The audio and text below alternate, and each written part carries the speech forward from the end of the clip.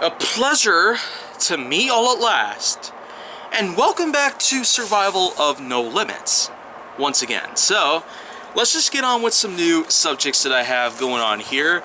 And for today's topic, I might as well go on ahead and start dealing with dark areas. Episode 44. Just an FYI, but the thing is, I might as well go ahead and talk a little bit about this whole entire thing as a whole. Darkness has never truly been a fear of mine.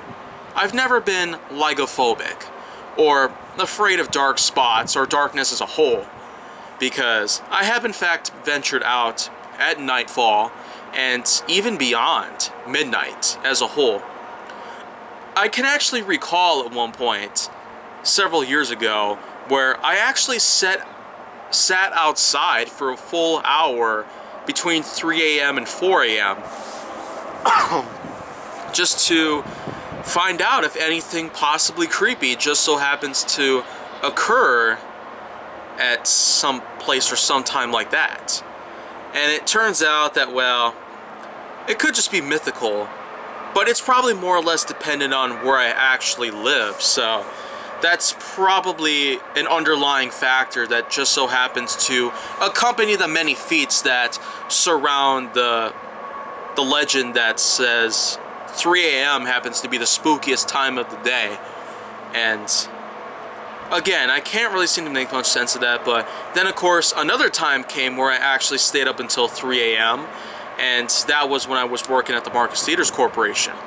It was common for me to work past midnight most of the time, especially during the peak season between March and December 2019. But the thing is, it's no longer happening, mostly because of, well, all of this stuff that's been going on. But I will say for sure that darkness as a whole, or I could probably be more specific, dark areas including closets and rooms that don't even have windows or lighting situated in them, they do supposedly have a reputation for apparently being scary for some people. Of course, if you're familiar with the classic, well, closet thing where you might have been very young in your life and, well, have lied down in bed trying to find out if there's a scary monster in your closet.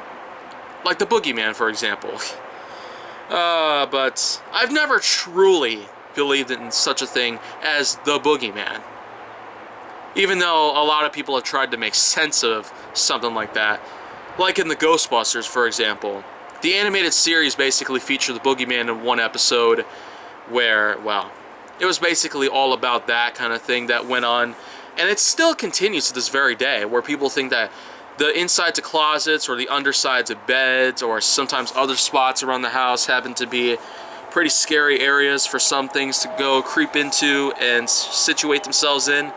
But again, I got really like nothing to believe in terms of that. So the bottom line, I got nothing to worry about in all that I've basically just said. So that's just what that is. But dark areas, otherwise, are certainly there no matter which way you look at it. Whether you're inside a forest or another enclosed location, let's say an abandoned building of some sorts, it is plausible that the darkness could actually turn up some kind of fear within you as a whole. So overall, I probably won't really have too much to talk about based on that, because let's just say that as long as the list continues to pile up and I'm going to have lots more to speak of, then I'm pretty much good to go here. So if you want to see more go down on my channel, including lots of other new content that I'll be having up pretty soon, then make sure that you like, subscribe, comment, follow me on social media, and stay on the Hollywood side.